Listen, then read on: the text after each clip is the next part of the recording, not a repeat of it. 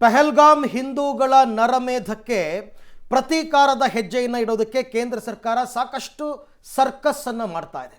ಮೇಲಿಂದ ಮೇಲೆ ಪ್ರಧಾನಿ ನರೇಂದ್ರ ಮೋದಿ ಅವರು ಸಭೆಗಳನ್ನು ನಡೆಸ್ತಾ ಇದ್ದಾರೆ.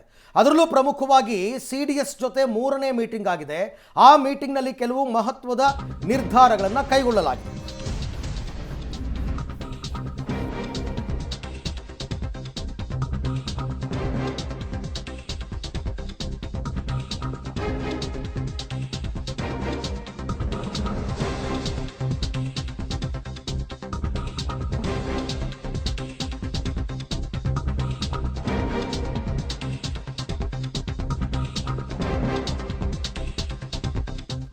ಪಹಲ್ಗಾಮ್ ಹಿಂದೂಗಳ ನರಮೇಧಕ್ಕೆ ಪ್ರತೀಕಾರದ ಹೆಜ್ಜೆ ಇಡ್ತಾ ಇದೆ ಭಾರತ.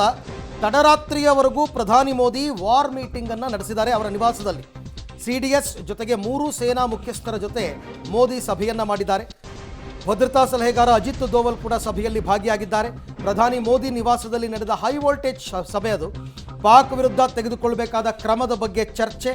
ಕ್ರಿಮಿಗಳ ವಿರುದ್ಧ ಸಮರಕ್ಕೆ ಶುರುವಾಯ್ತಾ ಕೌಂಟ್ ಡೌನ್ ಅಂತ ಪ್ರಶ್ನೆ. ಉಗ್ರರ ದಾಳಿಗೆ ಪ್ರಧಾನಿ ಮೋದಿ ಸೇಡಿನ ಶಪಥವನ್ನ ಮಾಡಿದ್ದಾರೆ. ಪಹಲ್ಗಾಮ್ ಪ್ರತೀಕಾರಕ್ಕೆ ಮೋದಿ ಸರ್ಕಾರ ಸರ್ವ ರೀತಿಯಲ್ಲೂ ಕೂಡ ಸಜ್ಜಾಗಿದೆ. ಎಲ್ಲಿ, ಹೇಗೆ, ಯಾವಾಗ, ಇದೇ ಈಗ ಕಾಡ್ತಾ ಇರುವಂತಹ ಪ್ರಶ್ನೆ. ಮಿಷನ್ ಸೀಕ್ರೆಟ್ ರಿವೀಲ್ ಮಾಡದ ಕೇಂದ್ರ ಸರ್ಕಾರ ರಿವೀಲ್ ಕೂಡ ಮಾಡೋದಿಲ್ಲ. ಪ್ರತೀಕಾರದ ಸ್ವರೂಪವನ್ನ ಬಿಚ್ಚಿಡ್ತಿಲ್ಲ ಭಾರತೀಯ ಸೇನೆ. ಊಹೆಗೂ ಮೀರಿದ ದಾಳಿ ಆಗುತ್ತೆ ಅಂತ ಹೇಳಿ ಪ್ರಧಾನಿ ನರೇಂದ್ರ ಮೋದಿ ಅವರು ಶಪಥವನ್ನ ಮಾಡಿದ್ರು ಬಿಹಾರದಲ್ಲಿ. ಆ ದಾಳಿ ಹೇಗಿರುತ್ತೆ, ಹೇಗೆ ನಾವು ಸೇಡನ್ನು ತೀರಿಸ್ಕೊಳ್ತೀವಿ ಅನ್ನೋದು ಈಗಿರುವಂತಹ ಪ್ರಶ್ನೆ. ಬ್ಯಾಕ್ ಟು ಬ್ಯಾಕ್ ಮೀಟಿಂಗ್ನಲ್ಲಿ ಪ್ರಧಾನಿ ನರೇಂದ್ರ ಮೋದಿ ಅವರು ಭಾಗಿಯಾಗ್ತಿದ್ದಾರೆ. ಈ ಹಿಂದೆ ಉರಿ ಮತ್ತು ಬಾಲಾಕೋಟ್ ದಾಳಿ ಆದಾಗ 8-10 ದಿನಗಳಲ್ಲಿಯೇ ಸೇಡ್ ತೀರಿಸ್ಕೊಂಡಿದ್ರು. ಓಕೆ, ಮೋದಿ ಮೀನಿನ ಹೆಜ್ಜೆ ಅಂದರೆ ಗುರ್ತು ಸಿಗಲ್ಲ ಅಂತ ಹಾಗೆ ಇರಬೇಕಿಂತ ವಿಚಾರದಲ್ಲಿ. ಏನದನ್ನು ಡಂಗುರ ಸಾರ್ಕೊಂಬರಕ್ಕಾಗುತ್ತಾ ದೇಶಾದ್ಯಂತ ನಾವೇನು ಮಾಡ್ತೀವಿ ಅಂತ. ಮೋದಿ ಸೈಲೆಂಟಾಗಿ ವಾರ್ ಗೇಮನ್ನು ಮಾಡ್ತಾ ಇದ್ದಾರೆ, ಅದಂತೂ ಸ್ಪಷ್ಟ. ಇಲ್ಲಾಂದರೆ ಇಷ್ಟೊಂದು ಸಭೆಗಳನ್ನ ಮಾಡೋ ಅವಶ್ಯಕತೆ ಇಲ್ಲ. ನಮೋ ಅವರ ನಿಗೂಢ ನಡೆ, ಮೀನಿನ ಹೆಜ್ಜೆ ತುಂಬ ಕುತೂಹಲಕಾರಿಯಾಗಿದೆ. ದೆಹಲಿಯಲ್ಲಿ ಪ್ರಧಾನಿ ಮೋದಿ ಅವರು ಸರಣಿ ಸಭೆಯನ್ನು ಮಾಡ್ತಾ ಇದ್ದಾರೆ. ನಿನ್ನೆ ಬೆಳಗ್ಗೆ ಒಂದರ ಹಿಂದೆ ಒಂದರಂತೆ 3-4 ಸಭೆಗಳನ್ನು ಮಾಡಿದ್ರು. ಸಂಜೆ ಆಗ್ತಾ ಇದ್ದಂತೆ ಮತ್ತೊಂದು ಸೀಕ್ರೆಟ್ ಮೀಟಿಂಗನ್ನು ಮಾಡಿದ್ರು. ರಾಷ್ಟ್ರೀಯ ಭದ್ರತಾ ಸಲಹೆಗಾರ ಅಜಿತ್ ದೋವಲ್ CDS 3 ಸೇನೆಯ ಮುಖ್ಯಸ್ಥರ ಜೊತೆ ಮೀಟಿಂಗ್. 2ನೇ ಬಾರಿಗೆ ಸೇನಾ ಮುಖ್ಯಸ್ಥರ ಜೊತೆ ಸಭೆ. CDS ಜೊತೆ 3ನೇ ಬಾರಿ ಮಾಡಿದ್ರು. PM ಮೋದಿ ಸರಣಿ ಸಭೆಗಳ ಲೆಕ್ಕಾಚಾರ ಏನು?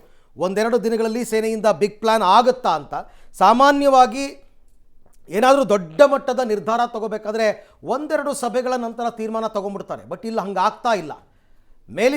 ಮೇಲಿಂದ ಮೇಲೆ ಸಭೆಗಳಾಗ್ತಾ ಇರ್ತಕ್ಕಂಥದ್ದು ನನ್ನ ಪ್ರಕಾರ ಪಾಕಿಸ್ತಾನದ ವಿರುದ್ಧ ಹೋರಾಟ ಮಾಡೋದಕ್ಕೆ ಸಾಕ್ಷ್ಯಾಧಾರಗಳ ಕಲೆ ಹಾಕೋದ್ರಲ್ಲಿ ನಿರತರಾಗಿದ್ದಾರೆ ಅಂತಕ್ಕಂಥದ್ದು ಪ್ರಶ್ನೆ.